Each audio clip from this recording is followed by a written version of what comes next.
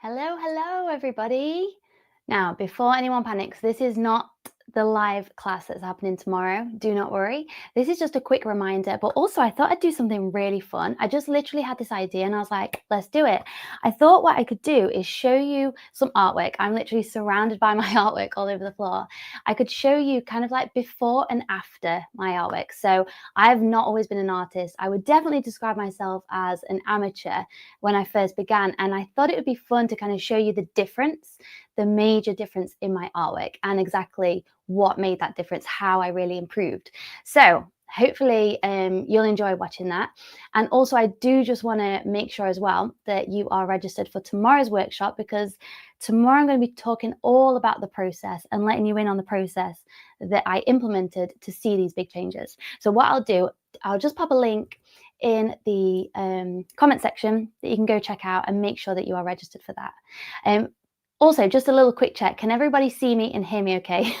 Before I get started, that'd be awesome. If you just let me know, that'd be great. So yeah, I kind of just wanted to show you the difference in my artwork, because sometimes I can think that people might see my YouTube channel and think, oh, well, she's always been an artist, or, you know, she's just always been painting and always been painting like, you know, all these huge giant canvases. And that is totally not the case. And I'm going to prove it because a lot of my artwork, I mean, to be honest, I can't even show you a lot of my artwork from the beginning because most of it is in landfill right now. Most of it was thrown away. But this is one of the first kind of deer that I painted. And I don't want to ever brand any of my artwork as bad. I think that we all should honor every moment in our art journey. But this is the difference when I implemented this process that I'm going to be sharing tomorrow. Now, I don't ever want to label any of my artwork as bad, but you can see the clear difference, absolutely, in both of these pictures, right? And this is the process that I'm going to be sharing tomorrow in the workshop. Hi, Patricia. Hi, Pam. Thanks for letting me know in the comments you can hear me. That's fine. That's great. And so, yeah, that's just one example of a deer, because I think it's easy to compare things that are the same subject as well. Again, this is another version of a deer with this process. I'll do a little close-up as well so that you can see the difference. And most of all, the difference was in my confidence as well. It's not just about the painting itself, but it's how you feel when you're actually painting. You can really sense the difference when you're painting with confidence, because you're kind of not second guessing every brush stroke. You're just having fun and really like tuning into your intuition. Let's do a little flower example. This was a sunflower I did a long time ago. And again, it's not that I hate the sunflower. It's not a bad sunflower. But when I implemented this process that I'm going to be sharing tomorrow, this is the difference. You can see there's a lot more depth. I've been using the complementary colors. And really the shapes are a lot more accurate.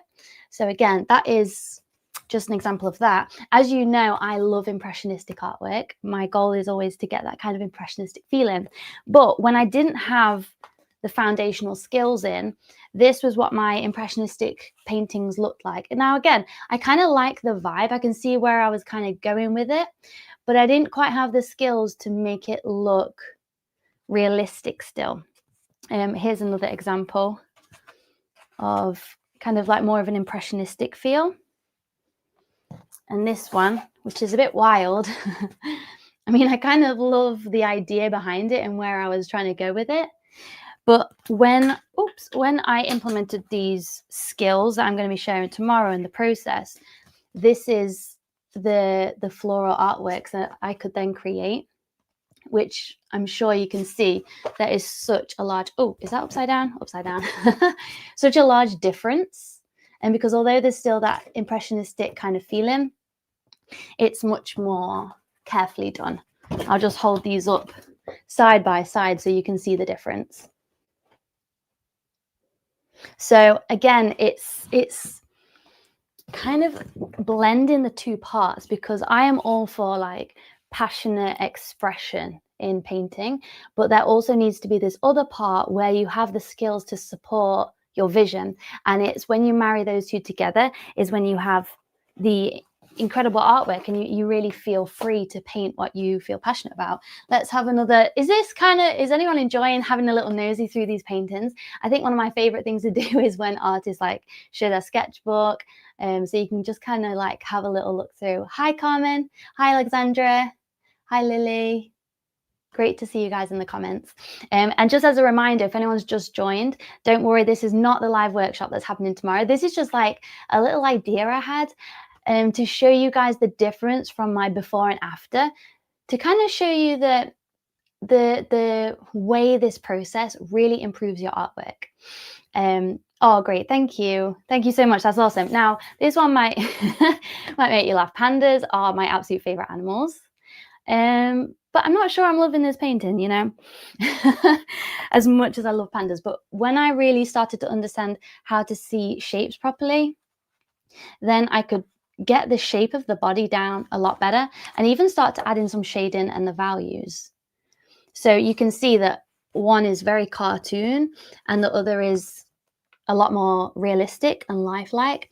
Again, that just got, I mean, obviously there's no color, this is just drawing, but it still comes down to one of those foundational skills that you still even need in painting. We can have a look at some of my old drawings of people. And this was an idea, I mean, it looks a little bit crazy, doesn't it? But there was this idea that I had of like a lady with like watercolor coming down, but it just looked a bit scary. I wanted it to be like very ethereal and romantic, and it just looked a little bit like something from a horror film. Again, that was because I didn't yet have those skills to really nail down my vision.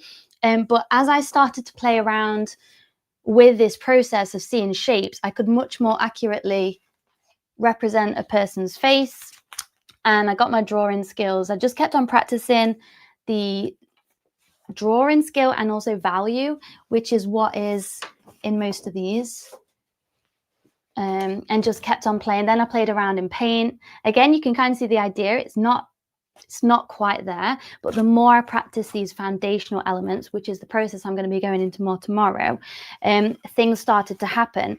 And then I actually ended up painting portraits that still felt playful, still felt impressionistic. Like you can see different colors. I've got orange and green and purple in there. So it still had that that impressionistic, playful quality, but it just looked a lot more realistic.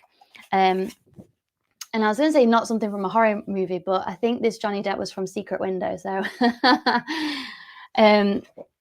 but it just becomes a lot more fun when you can create a portrait that, obviously these even, they're not perfect, but it's like, I remember just feeling like really in disbelief that I could create something that really looked like the person. And that's such a wonderful feeling, even down to little portraits of animals. This was a fox that I did a while ago, and I really was not happy with it at all. But then once I implemented this process, I learned a lot more understanding around how to place the colors, the shading and the shapes as well. So I kind of just wanted to give you a little bit of a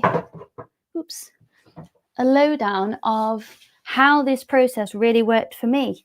I've just got another little animal painting there that was before this process, and then some animal drawings using this process, which, as you can see, are a lot more realistic. So yeah, this is the process that I will be going more in depth tomorrow. Oh, there was another thing that I was going to show you, was this painting of roses. This was one I did, honestly, I can't remember. Oh, it's on the back. 2013. There we go. This was done in 2013. So a long time ago, over 10 years ago. Wow. And this is what I would say was when I was really starting to take my art seriously. And I was like, I can do this. I can do this. Now, this is meant to be water, roses floating through water. And I loved like the water bits, but the roses they just felt a bit lackluster. Now I understand why, is because they only have one color. Like all these roses are just one color. It's more like a value study, to be honest.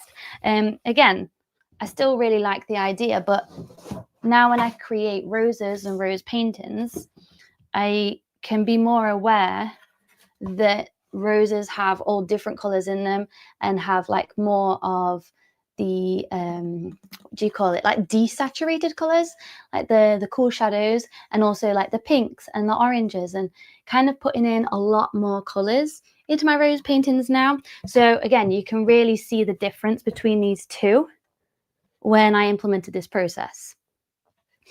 And as I said, we'll talk more about what that process is tomorrow, but do make sure that you are registered for tomorrow's class, because like this is just going out on my YouTube. Tomorrow's class is going to be just a private link just for those registered, just to make sure it's really safe and I can support you in the best way possible. That way, it just makes sure that only the people there are the people that really want to be there, and we don't get any people messing around in the chats, in which we don't have any of that today anyway. But I'll just pop the link in the in the comment section again if you'd like to join. Yeah, I think that was pretty much all the paintings that I had out. Whilst I'm here, what I could do, I found this painting up in the loft. This one has a bit of a special moment in my heart. So this one was from July 2013. Sorry, I don't know how to read numbers anymore. And the reason why this painting is special to me is because it was the first time I painted a portrait that kind of looked like a real human, which sounds crazy, but I think because it had this different angle of her looking down, it was like, it really looked more realistic than all my other portraits I've done. And I can't even show them to you because I think they're all in the bin. I couldn't find any others. I think I only kept the ones that I was like happy with, which is such a shame, really. So if you are making paintings that you don't love, please do keep them, because it is really nice to look back on when you have made that progress. But I guess I didn't believe that I could make that progress, so I binned them. But this was the one that I made that I was like, oh, I think this really does look like a person. But the only problem was with it is I couldn't then do anything to it because I was so scared of ruining it. And that is such a disempowering place, is when you're not fully finished with the idea, but you don't want to add anything because you're so scared to ruin it. And really, that is exactly what this process completely alleviates, because it leaves you in control of the painting. So I'm really, really excited to show you this tomorrow.